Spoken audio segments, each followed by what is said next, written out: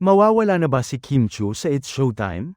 Ito ay matapos kuyugin ng fans ni Kim si Vice Ganda nang makalimutan nitong banggitin ang pangalan ni Kim sa kanyang mga pinasalamatan nang tumanggap ng Best Host sa First Famous Broadcast Awards noong isang gabi. Kaya't pinasalamatan niya ito ng personal kahapon. Pero kinuyog na si Vice ng obsessed fans ni Kim, nilait nila ang unkabogable star at tinalaktalakan. Hanggang nagsalita na si Kim. Ayaw ko na sanang palakihin ito. Pero bilang mga taga-suporta hindi naman kirukachipan ang tawag doon. Siguro po marahil sa sobrang pagmamahal at suporta nila sa idolo nila ay protective sila. Initial reaction po siguro ito. Hindi sa tinolerate ko sila pero sana hinayaan na natin ito. Kung wala ang mga taong sumusuporta at lubos na nagmamahal sa atin wala din tatangkilak sa lahat ng ginagawa natin, buong suportang mensahe ni Kim sa kanyang protective fans. At doon nagalit ang fans ni Vice at maging si Vice ay sumagot na ng thank but not enable. Sa mga nagtatanggol sa kanya, ang paniniwala ng fans, mahal ni Vice si Kim at unintentional naman daw talaga yung hindi pagbanggit ng pangalan ni Kim na minasama ng fans ni Kim.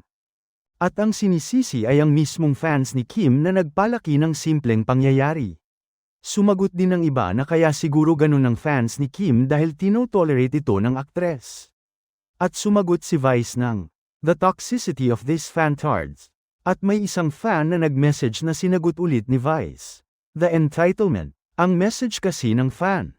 Kim never let anyone make you feel small or insignificant.